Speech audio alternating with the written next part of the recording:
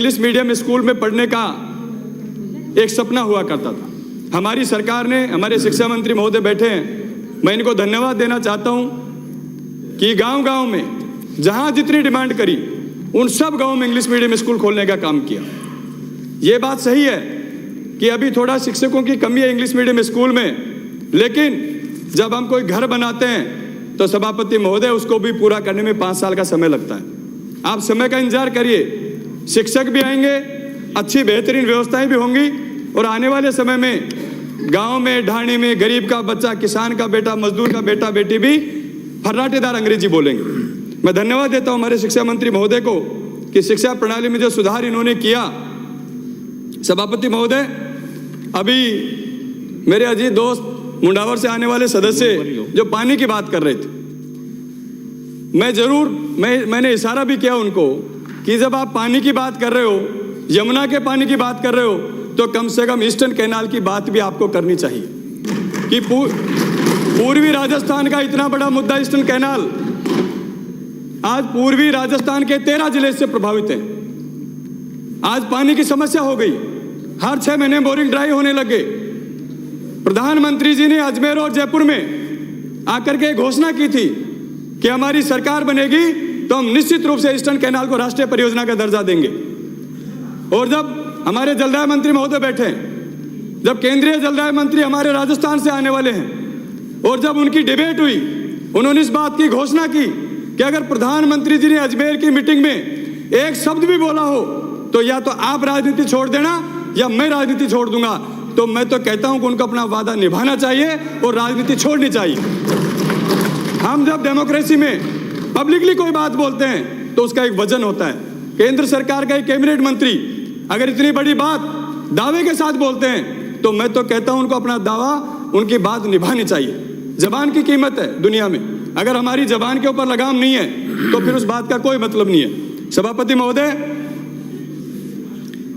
अभी पिछली बार हमारी सरकार ने एक अच्छा महत्वपूर्ण काम किया और मैंने मुद्दा उठाया भी था कि पालनहार योजना, जिसमें वो गरीब बच्चा जो अनाथ हो जाता है, जिसके पिता या माँ की मृत्यु हो जाती है, उसको संभालने वाला कोई नहीं होता, उसकी जिम्मेदारी हमारी सरकारों की होती है।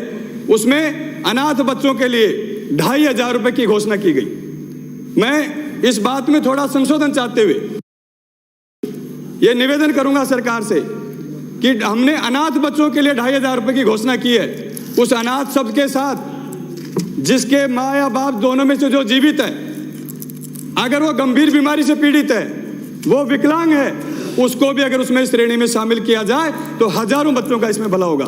सभापति महोदय, ऐसे परिवार मैंने देखे जिसकी माँ विकलांग है, पिताजी की डेथ हो गई, लेकिन वो उस श्रेणी में नहीं आ पा रहे, इस वजह से उन बच्चों को लाभ नहीं मिल पा रहा। सभापति महोदय, कुदरत का कहर अगर सबसे ज्यादा कहीं बरसता है तो हमारे किसान भाइयों पे बरसता है। मैं किसान का बेटा हूं, उस दर्द को अच्छी तरीके से समझता हूं। अभी जब मैं गांव गया पिछले 5-7 दिन पहले, जब खेत की तरफ गया तो हमारे ताऊ जी वगैरह सब कह रहे थे भाई अब की बार तो सरसों पूरी चौपट हो गई, 20% भी नहीं बचे। निश्चित रूप से बहुत बड़ा नुकसान सब्जियों में और फसलों में हुआ है। बीमा कंपनियां कह रही हैं कि हम इसको सर्दी जो पड़ती है उसको इसमें कवर नहीं करते हैं। SDRF जो पैसा मिलता है वो ऊंट के मुंह में जीरे के समान होता है। सभापति महोदय, सरकार को ऐसा कोई संशोधन लाना चाहिए कि या तो SDRF में पैसा बढ़ाएं या फिर बीमा कंपनियों को इसमें पाबंद किया जाए कि पाला जब भी पड़े, पाले से अगर फसल खराब हो तो उसमें भी उनको मुआवजा दिया जाए। सभापति महोदय, एक निवेदन जो ज्वलंत मुद्दा है इस समय मैं करना चाहूंगा कि गांव में हम रोज जाते हैं, शाम को 5 बजे से लेकर रात के 9 बजे तक और सुबह 5 बजे से लेकर 8 बजे तक बिजली कटौती हो रही है। विद्यार्थियों की स्कूलें चल रही हैं और परीक्षाएं चल रही हैं। गांव में जब भी जाते हैं हर व्यक्ति यह बात बोलता है कि इस समय कम से कम बिजली कटौती बंद कराओ ताकि बच्चों को परीक्षा जो चल रही है, परीक्षा आने वाली है, बच्चों को तैयारियों में किसी प्रकार की समस्या नहीं हो। सभापति महोदय, मुख्यमंत्री चिरंजीवी योजना हमारे राजस्थान सरकार की एक इतनी बड़ी स्कीम है कि पूरे देश में मॉडल माना जाता है। अच्छी स्कीम है। इसमें एक सुधार की गुंजाइश है कि हम कई बार जो व्यक्ति इसमें जुड़ा हुआ नहीं है, अचानक उसका ऑपरेट होना है, अगर उसको जोड़ते ही 24 घंटे में वो चालू हो जाए तो उन बेचारे काफी लोगों को फायदा मिलेगा जो इससे जुड़े हुए नहीं होते हैं। सभापति महोदय, पहली बार हमारी सरकार ने शहरी नरेगा स्कीम लागू की। पूरे देश में राजस्थान ऐसा स्टेट है जिसने शहरी नरेगा स्कीम लागू की। लेकिन थोड़ी सी समस्या है, ग्रामीण नरेगा, शहरी नरेगा, इनकी न्यूनतम मजदूरी दर तय होनी चाहिए।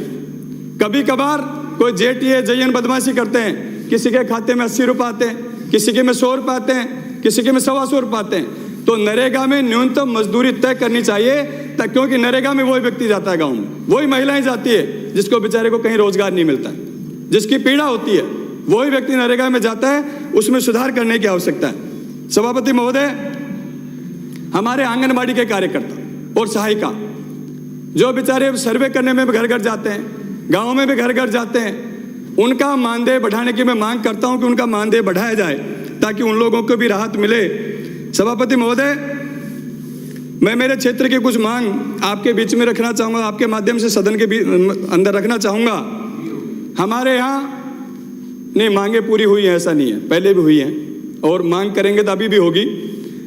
हमारे प्रसिद्ध नारायणदास जी महाराज का त्रिवेणी धाम मंदिर है, वहाँ पे पीएससी है, 4-5 पंचायतें हैं, मंदिर में कम से कम 500-700 साधु हमेशा रहते हैं। मैं मांग करता हूँ सदन में कि उस पीएससी को सीएससी में, साहिवाड़ हमारे जो पीएससी है उसको सीएससी में क्रमोन्नत किया जाए। सभापति महोदय, क्योंकि चिकित्सा व्यवस्था अच्छी होगी, वहाँ से 15 किलोमीटर पहले कोई भी चिकित्सा व्यवस्था नहीं है। अचानक रात को कहीं दिक्कत आती है तो हम या तो शाहपुरा जाना पड़ता है या वहाँ से जयपुर जाना पड़ता है। तो निश्चित रूप से मैं आपके माध्यम से मांग करना चाहूँगा कि हमारी साहिवाड़ पीएससी को सीएससी में क्रमोन्नत किया जाए और हमारी ग्राम पंचायत भांकरी, मंडा, पालड़ी, बड़ोदिया में पीएससी खोली जाए।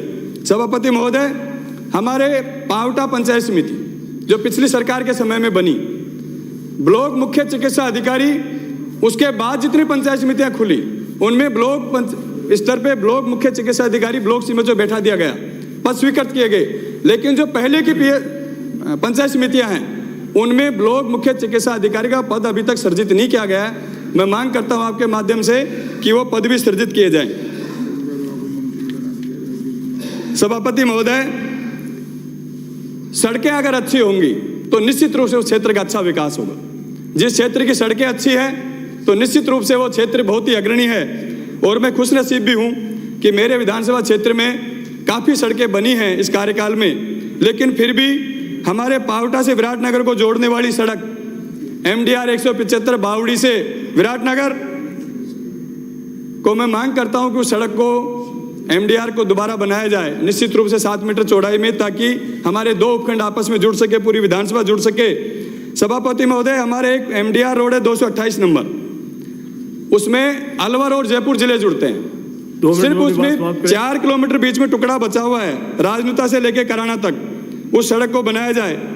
और एक सड़क MDR 188 भीलवाड़ी से खोरा, इसको भी मैं बनाने की मांग करता हूं। सभापति महोदय, विज्ञान का जमाना है। विज्ञान के जमाने में अगर स्कूलों में हम विज्ञान संकाय नहीं खोलेंगे तो हमारे बच्चे और बच्चियां ग्रामीण परिवेश के विज्ञान कहां से पढ़ेंगे। कॉलेजों में और स्कूलों में विज्ञान संकाय अधिक से अधिक खोले जाएं। मैं मांग करता हूं कि हमारे गवर्नमेंट कॉलेज पावटा में विज्ञान एवं वाणिज्य संकाय खोले जाएं एवं हमारे सीनियर स्कूल, राजकीय उच्च माध्यमिक विद्यालय बागावा सहिरान, बाड़ी जोड़ी, पालड़ी व राजनुता में विज्ञान संकाय खोले जाएं ताकि आने वाले समय में हमारे बच्चों को विज्ञान की पढ़ाई करने का मौका मिल सके। सभापति महोदय, हमारे राजकीय उच्च प्राथमिक विद्यालय संस्कृत विद्यालय खेड़ा जो काफी पुराना स्कूल है, मैं मांग करता हूं कि उस विद्यालय को प्रवेशिका में क्रमोन्नत किया जाए। सभापति महोदय,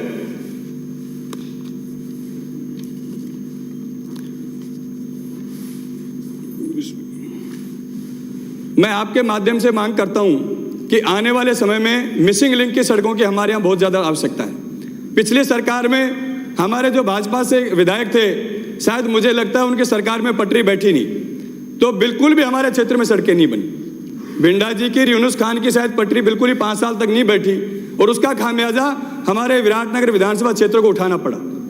पूरे 5 साल में सड़कों के नाम पे हमारा क्षेत्र 0 रहा। मैं धन्यवाद देता हूं हमारी सरकार को कि इस 5 साल में, इस 4 साल में अच्छी सड़कों का हमने जाल बिछाया। लेकिन चूंकि पिछले 10 साल 15 साल से वहां भारतीय जनता पार्टी के विधायक थे, इस वजह से सड़कों का जाल नहीं बिछ पाया।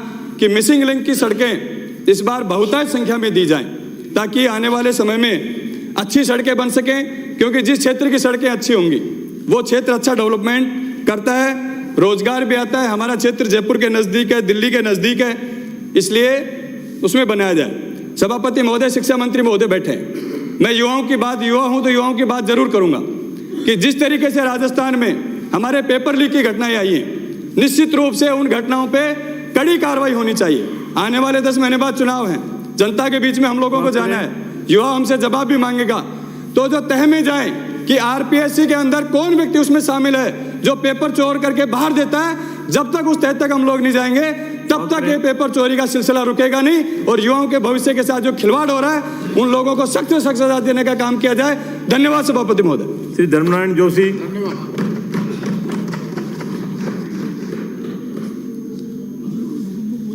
माननीय सभापति महोदय, राज्यपाल महोदय के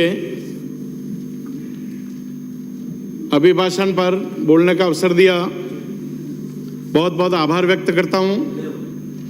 राज्यपाल महोदय का अभिभाषण सरकार का प्रतिबिंब होता है। सरकार ने जो जो काम किए